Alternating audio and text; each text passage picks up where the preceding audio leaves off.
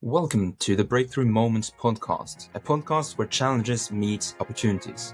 I'm Harold, and together with my co-host Lasse, we explore stories of innovators, leaders, professionals, and entrepreneurs, and how they turn obstacles into game-changing breakthroughs.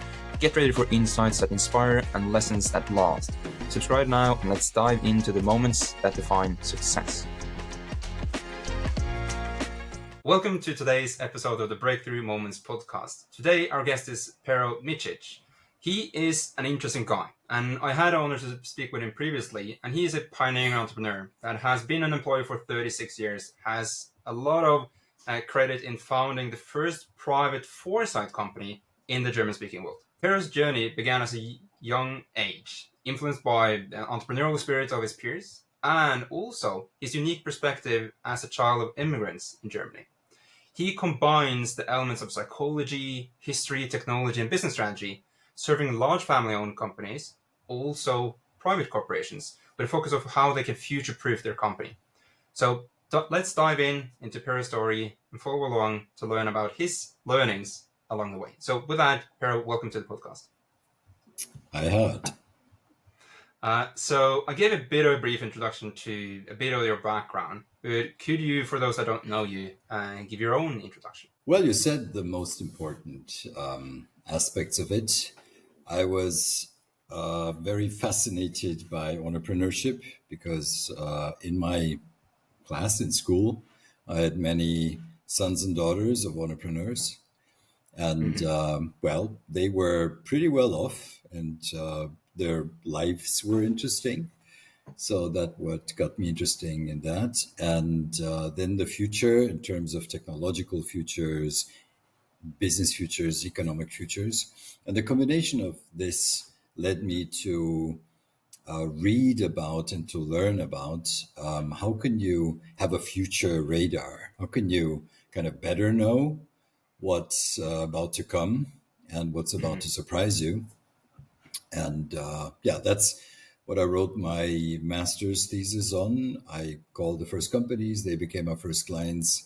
And since then, I'm still in that business with the same mission. Yeah, because you started super early, like all the way back to the master's. Do you believe that, or how do you see that starting such at an early age, how do you feel that has made an impact? Because like you've been doing this now for more than 30 years.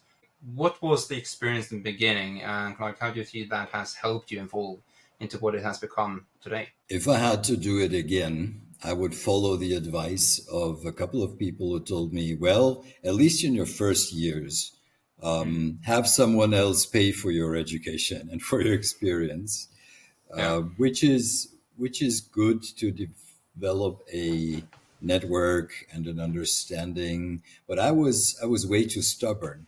So I insisted on being self-employed and on being an entrepreneur. So I didn't want to have a job, and I refused to apply for jobs. The upside is it was way more adventurous and interesting and inspiring, also challenging. So yeah. Would I do it again? Yeah, I would probably follow for at least 2 or 3 years the advice of some people around me. Yeah, so basically getting to have a job to, again, quote unquote, get paid education by learning it and doing it in practice for a couple of years. And then once you've maybe built up a bit of a financial buffer, because like as students, it's impossible to build a financial buffer. Yeah, really. I only had one prerequisite, which was I wanted to earn as much as I would in a job. That was the, let's say, the prerequisite for it. So I didn't want to start very poor, but I started like virtually with nothing, and well, it went pretty well. Yeah. And how is the situation currently? Like, how big is the company? How many people do you employ? And stuff like that. Because like 36 years is quite a journey. It is. At first, I refused to hire people because in a previous business, I had 4 employees when I was 19. which was kind of challenging because they were all older than I was. And it was in a business that is, well, known to be challenging for to have employees there. So I wanted to start my own and just have freelancers around me, which was okay for a couple of years, but you don't get a team, you don't build a team, you don't build synergy in a team Yeah. with freelancers. So then I started hiring people. We had 20 people. We have 50 now, but we also became 40% more productive in recent 6 to 7 years. So that's Future Management Group today. And of course, we have a whole bunch of experts and external people who help us in projects. But the core team is really a very united team, Yeah. all around our core ideas and all around our mission. Many people are with us or have been with us for 12 years, 15 years. So it's a very powerful team. Yeah.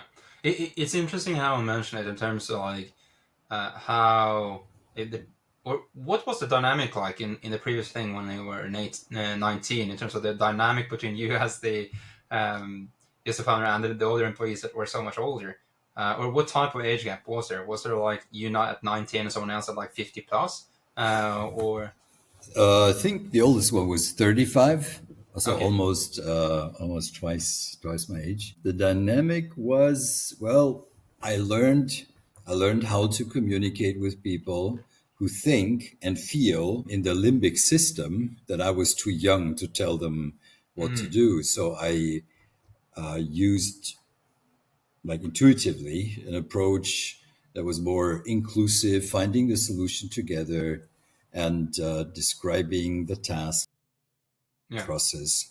So that's how I got to communicate inclusively. So when you then had to kind of like work with these people and employees that were older than you in terms of trying to come to the same conclusions, but in a more of a roundabout way, was that the thing that then led you to, okay, if I want to do this the next time around, I want to be able to just say, this is how we want to do it, and then go ahead and do it? Or was there anything else aside from that that made you come to the conclusion that, okay, I don't want to do something that is as employee heavy, hence why you went with the freelancers? Well, I'm that type of person who can very well manage projects and implement projects all by himself, and which is challenging if you then have a team, Yeah. because you tend to do more than you should. But that was my emotional learning from that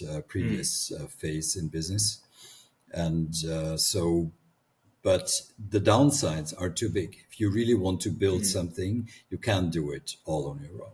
So you need to have a team fully dedicated and with the same mission, and then it would work. But Yeah. yeah, that was the emotional learning. I just wanted to do things right, and doing things right, I could rely on myself the best, I thought. Yeah, yeah, because you have the quote, and I resonate with what you just said in terms of you have the quote like, if you want to go fast, go alone, but if you want to go really far, you have to have people around you.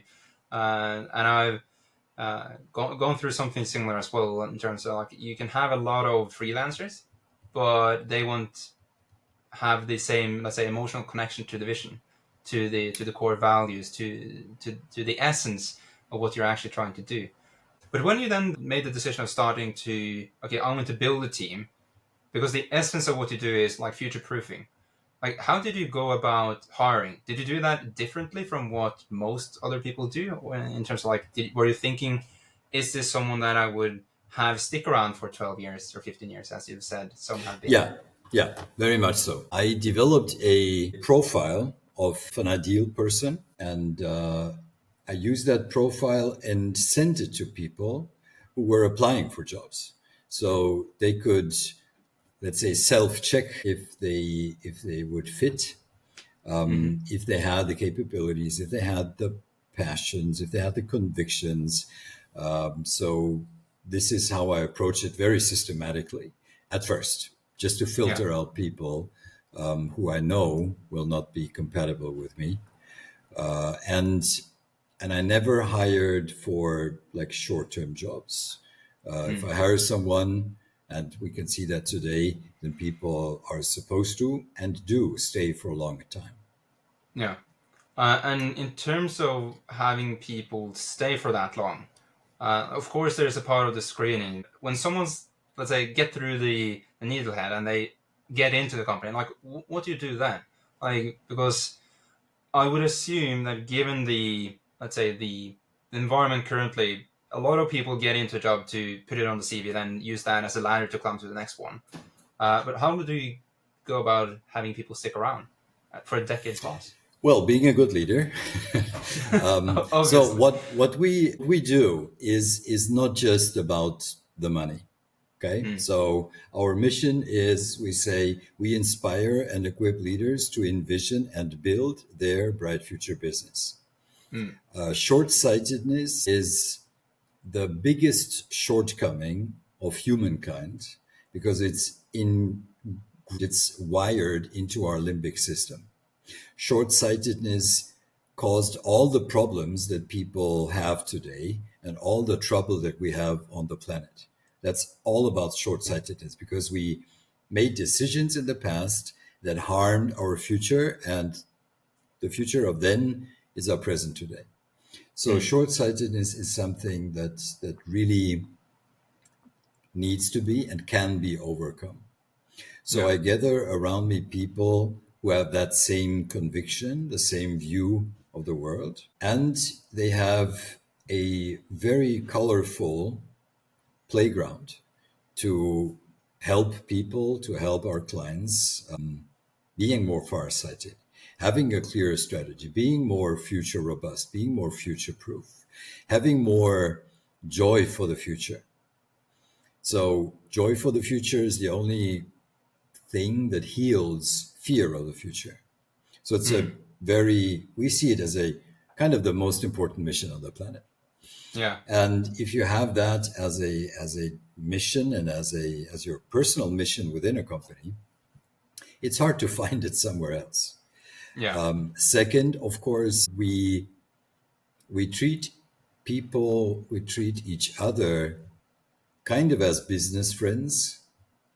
So that's the attitude that we have. Then I have a rule where I say, a principle, dear employee, you have the right to spend 70% of your time, at least, working in joy, having fun. Up to 30%, it's messy, but that's how the world is. And that's the same for me too. And I ask you to make sure that you are at the 70% or above. And if you aren't, then talk to me. I'm going to ask you twice a year, at least, if we together met those 70%. And if we did, it's all okay. If we didn't, we need to talk. And talk means everybody in our team has 3-4 different personal missions, which is what are they supposed to produce as an effect, not what they need to do, not the work, but the effect, the benefit to clients or the company. That's eternal. That's never going to change. We'll always have the necessity to develop great strategies for our clients. We'll always have the necessity to keep our finances in order and so on. So this is eternal. How we do it is going to change all the time. And then we can rearrange one of the missions or two of the missions that someone has. And if this does not work, then we help people to have a career somewhere else, which is perfectly okay. And that works fine. It only does not work when when we failed at checking their motives and convictions up front. Then we see even psychological problems that people have that have nothing to do with me or with our business, that they just brought with them to the team. And then we need to heal the team by helping them have a career somewhere else. Yeah. It's interesting because I like the distinction in terms of like that 70-30, because I think it's an honest way of putting it in terms of expectations, that there will be a lot of fun, but there will also be a significant part that is shit. Because like you can't just have fun. You have the tedious, you have the ad hoc, the all hands on deck. Like the ship is partially sinking. We need to plug the holes. You will have that no matter what. So I'm going to steal that out of your book and put it into my book, because I really like that one. Yeah. But one thing that I wanted to go more into is like you were early into the, let's say, the industry of future-proofing businesses. Like how was that in the beginning? Because like we've talked about it, or you mentioned it in terms of farsightedness and short-sightedness. Like how was this met in the industry and in the market when you started? I was a 20-something. So there was no way I could really be the consultant of very experienced managers. So it was, again, our clients were always older. Yeah. So if you look at strategy, in such cases, you need a specialization, you need a focus, you need a very narrow field where nobody is really as good as you are. And in those days, in the early 90s, there were no, or at least not many, foresight initiatives in Europe, virtually none in Germany. It was about futures research, yes, but not what we call future management, which is a far-sighted approach to leading a company. And within this field, I specialized on what I called early warning systems or early detection systems. So it was pretty brainy, it was pretty nerdy, and there was not a real market for this. So I focused on that before, in the course of time, expanding to general foresight and expanding to strategy and expanding to leadership. So I had a very, very narrow specialization, and this is how it was interesting for people. Then, at an early point in time, even in school, it kind of evolved that way. I was always speaking to crowds, always speaking to people. So pretty soon, I developed a speaking business, which got me in front of people, who became our clients later. So this is how it evolved. But at first, a very narrow specialization, which is the way you do a startup today, right? Yeah. So basically, you pinpointed and narrowed into a very, very specific point, so that you could be the, let's say, the paramount, the number one, where it wouldn't be a question if someone else could basically compete, because they were more generalist, but you were the super specialist on that one particular thing. Right. Is this where, because I remember you mentioned the strategic radar, is that where that concept came in? That was the second iteration.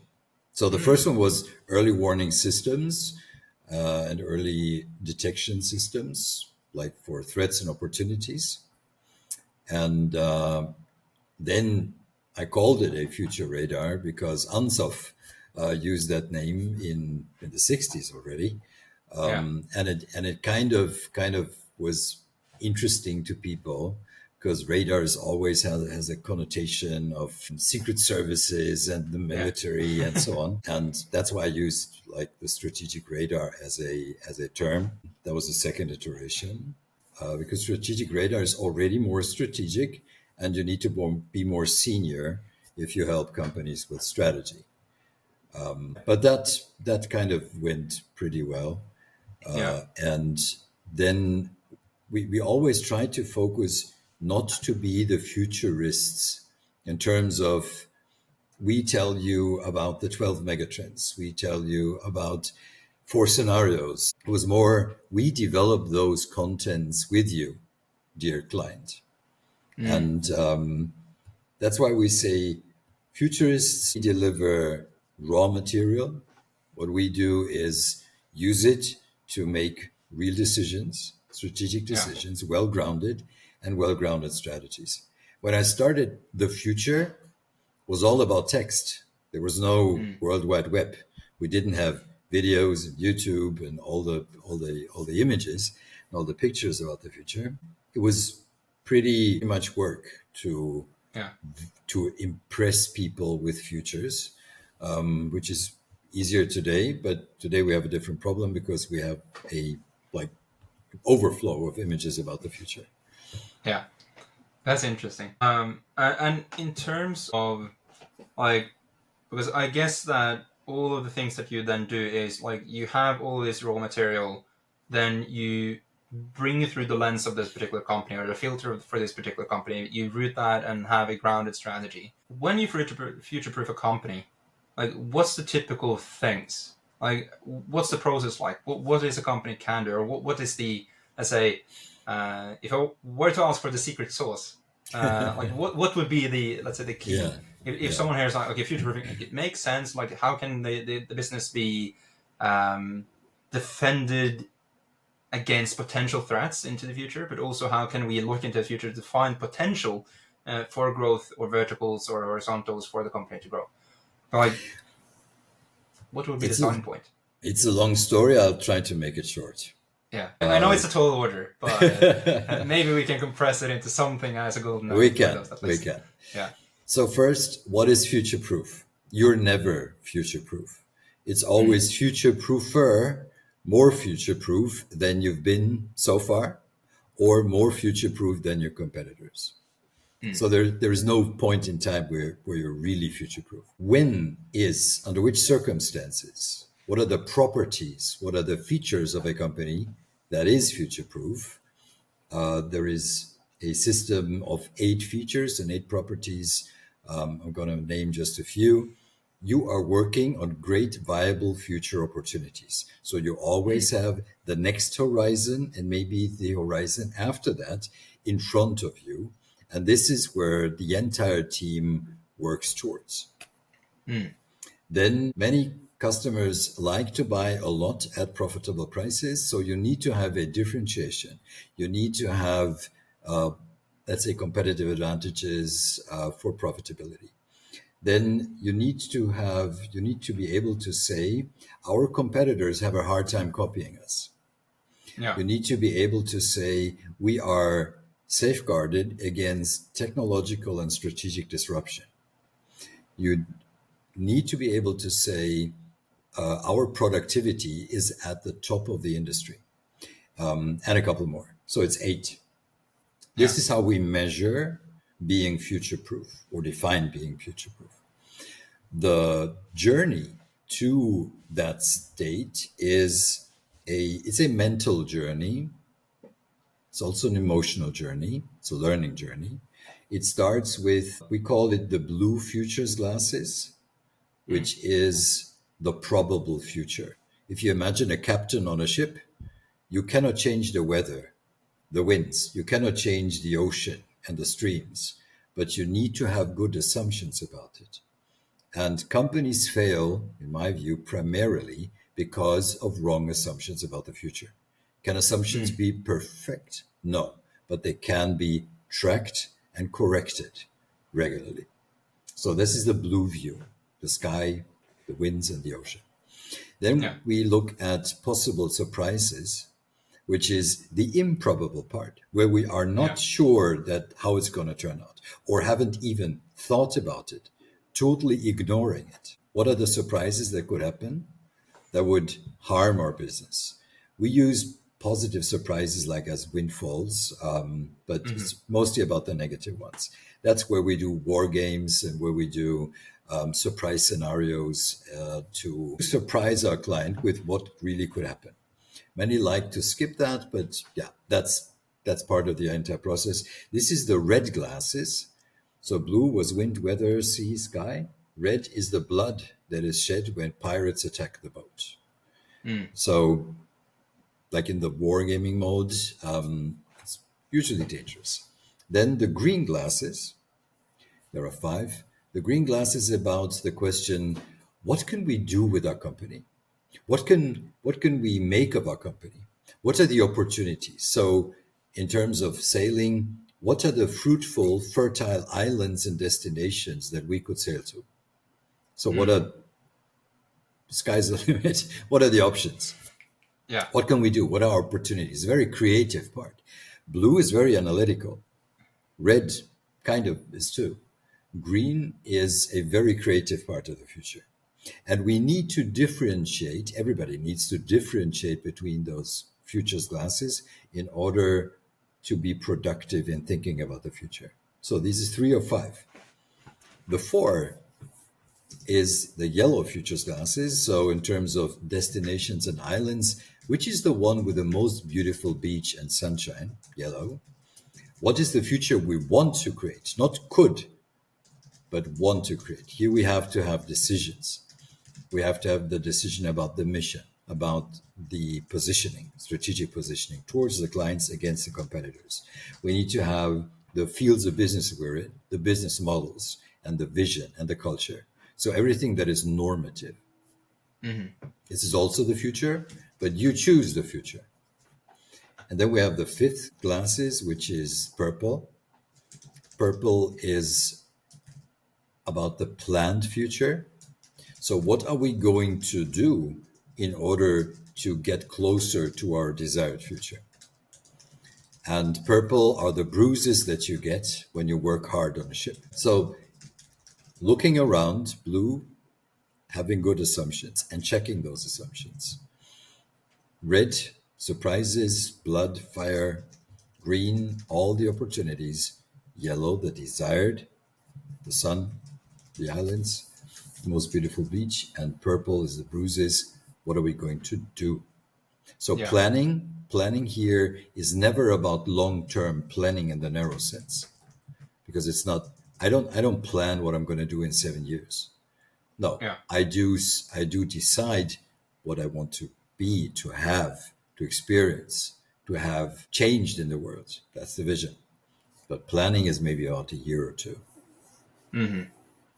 I like So how and it's then all tied and then into you have those two and then you have those 2 elements of a matrix. You future proof your company, and this is the journey, the mental emotional journey that you make towards that goal.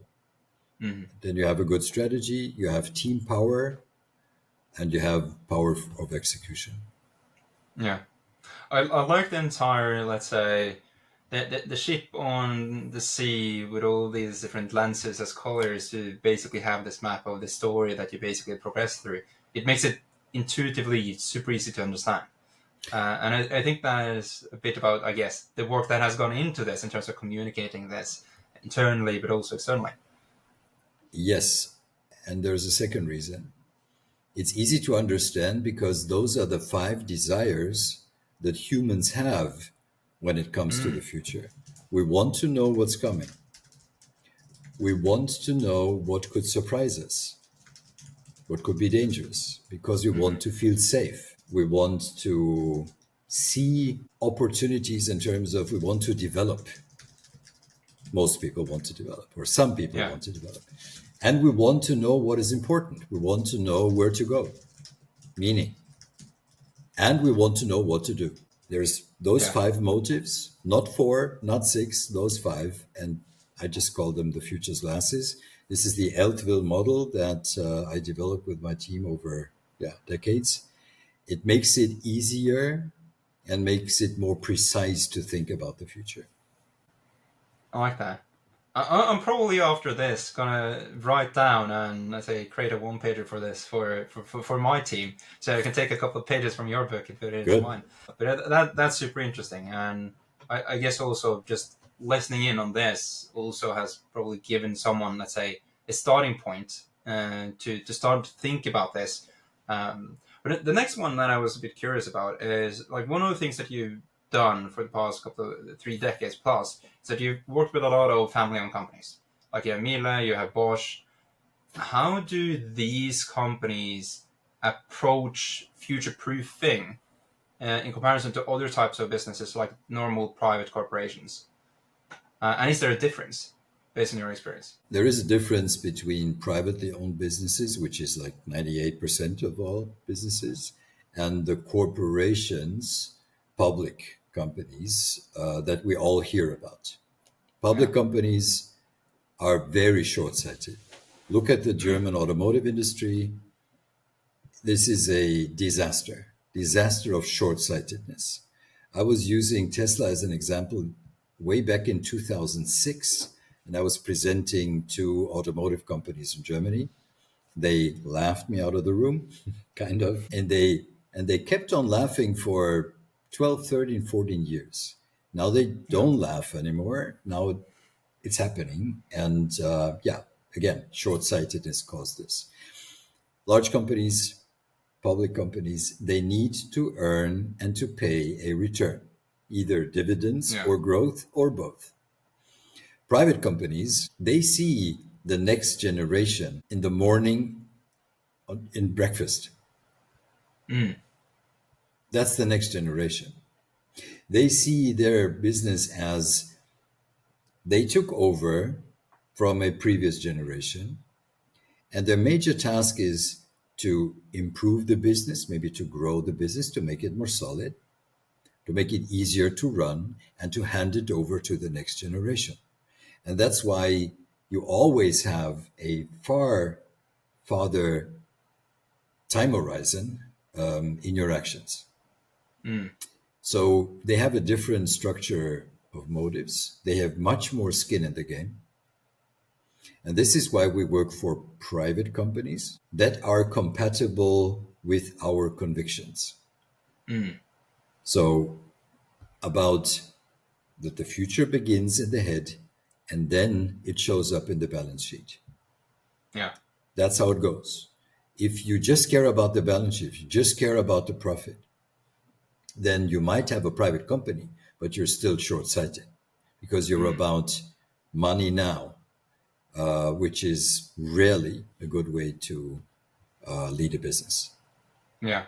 So basically, the entire premise is that the public companies, they need to satisfy their investors, have the quarterly earnings, and make sure that that looks good. Instead of, okay, how can a company survive for 20, 30, 40 years? Look at Volkswagen.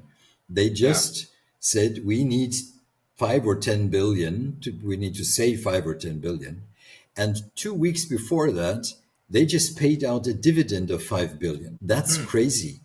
That's immoral. I hope, I hope it's even illegal. This is mind-boggling. Mm. I don't understand how how you can look in the mirror and think that this is a good decision, that this is a good way to lead a company. Hmm. That's interesting, man. There's we're in a interesting stage in the economy and, currently, in terms of, like, we had COVID, we had inflation, and all these different things. And uh, I've talked with a couple, or a lot of people actually, that talks about how we're to some degree going through a paradigm change in terms of how businesses are being led. What type of role does hedge funds have? What role does venture capital have? Like, more and more people are actually withdrawing from venture capital, like trying to build a business in a more sustainable fashion, maybe bootstrapped, where they can look for the long term instead of just satisfying the balance sheet and investors. Like, do you think this is going to change? Or do you think we're just going to keep on going into the same cycles where, like, you have the ones that are the family-owned companies that think about, okay, the next generation, and you will have those that have the, let's say, the more short-sighted motivations of cash and just making money that will go into the path of corporations? Or, like, how do you see this potentially change as more awareness is built around, like, you got to future-proof because the future is not as certain as you might think it is? There is a certain trend towards more farsightedness. Yeah. Mm. There is a certain trend towards more flexibility in the value chains, for example. Yeah. And flexibility replaces foresight. So if you Mm. have Yeah. foresight, good foresight, you don't need as much flexibility. If you have not that good of a foresight practice, then you need more flexibility. And where you cannot know the future, where it's even hard to make even rough assumptions, then you need more flexibility. Flexibility costs money, and far-sighted companies, far-sighted leaders, they know that they have to pay money to be more flexible. Flexibility doesn't pay in the short run. It costs profitability. But in case red glasses, in case something happens, like a pandemic, like a Chinese conflict, a Russian conflict, then you're safer. You don't leverage the company too much. You don't take on too much debt.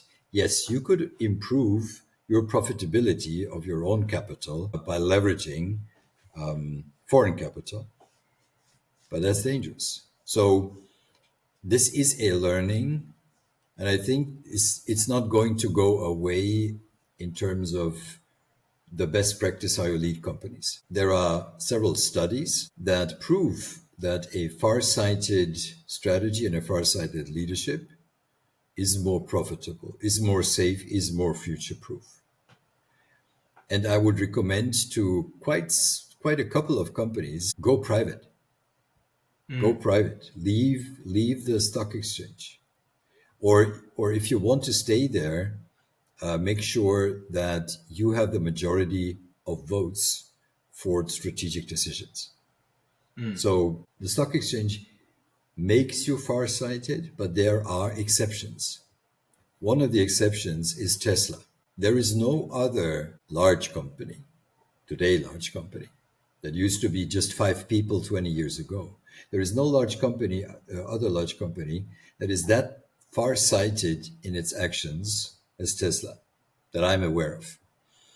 For example, selling vehicles, selling cars, starting from 2016 with a sensor suite, cameras for the most part, and AI computers, even if the customer didn't pay for it, in order to collect video, in order to collect data.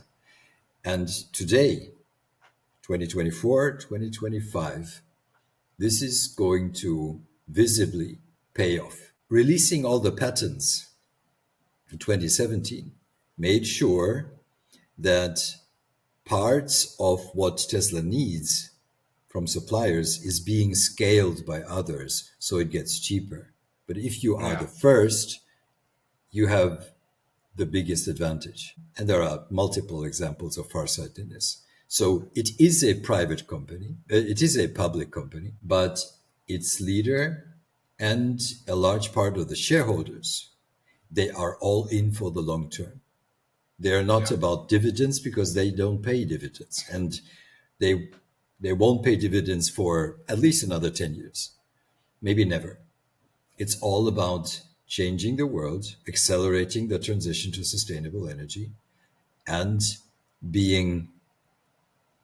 becoming by far the most profitable and thereby the most valuable company in the world. So there are exceptions, but the tendency is always public companies, the older they get, the more short-sighted they are. Do you think there is a correlation between that and often the change of top management? Like, obviously, the question would be, if you had, let's say, Tesla, and you would have already gone through 2 or 3 cycles of a CEO, like you wouldn't have Musk there. Do you think that would have an impact on, let's say, a company's ability to stay true to the very long term that Tesla has been so far? Yeah, like, it does. Is that part of the, let's say, the cause? Yeah. We have a concept, or there is a concept called the hidden champions. It was popularized by Hermann Simon in a 1995 or 6 book. And hidden champions are those companies that are our clients. We have them in Germany, Austria, Switzerland, USA, a little bit in Japan. Not sure about Norway, but I think it's the same there. So these are family businesses, and they have the structure where the owning family is either leading the company or has people to lead the company, but they stay on average for 18 years. 1/8. And in public corporations, you have maybe a 5, 6, 7, 8 year cycle, and they do not have any risk. If you are Yeah. the leader of Volkswagen or BMW or Mercedes, there is no way you can lose. The only thing you can lose is maybe you will not be admired as a fantastic leader, but who cares? So what's for sure is you're going to leave that job with dozens of millions. Yeah. So there is no risk involved. Well financially off. Right. And the private companies, they are led by people who stay there, again, on average for 18 years, which is half a career. So they have much more continuity. And continuity means the decision that you make today, your future me, your future self is going to experience the results. So you take a lot more time to think about what you're doing. Yeah, that's interesting. This has been super interesting, Pero. And in the essence of time, I only have one final question. I gave you a bit of a heads up. You gave me a bit of a hint before we started. And I asked this question to every guest at the end because it serves as a nice, I say, final question for afterthought and reflection. And the question is this. If you can get an answer to one question related to your business and what you do, what would that question be and what would you like to know? So we know how to think and act for the long term. We know that our brain is made for the here and now. It's the biochemical cocktail that we have in our brain that makes us short-sighted. My question would be, how can I change that cocktail?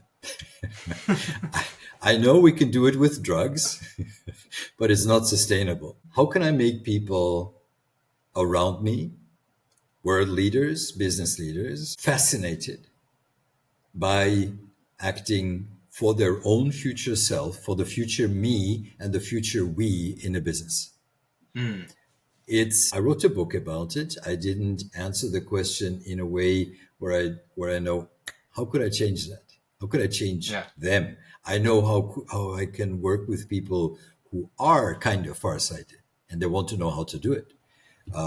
But not many people are really, in the end, interested in doing so. So how can I make people naturally, not just to think about the future, but acting for the future in the here and now? Yeah, very interesting question. But I think the essence that we can extract from this would be, by being farsighted, you help not just your future self, but you also help all the ones around you. And you create something that is worthwhile and that could have a tremendous positive impact on absolutely everything it touches. It is, right. Yeah. But Pero, it's been a pleasure. If someone wants to read more, find more, dig deeper into this, get in touch, what's the best places to go? Search for my name on YouTube. Search for my name on Google or Bing, and you'll find futuremanagementgroup.com. This is our main company. And you could subscribe to become a member of the Bright Future Leaders, which is a community of around 10,000 people who are or who want to become more farsighted. And what you get is tools, futures, leadership hacks, methods, all for free. We don't advertise, so it's all just giving. And usually people become interested in it and eventually become our clients. Yeah. So basically Google, and I guess also your profile on LinkedIn would be a good way for someone to get in direct touch with you. Yeah. Then we're going to try to ensure that both the website, but also your LinkedIn is down in the show notes and description once it is published. The final thing, and then I can say, Pero, it's been a pleasure to have you on, and so thank you so much for taking this time. Thank you.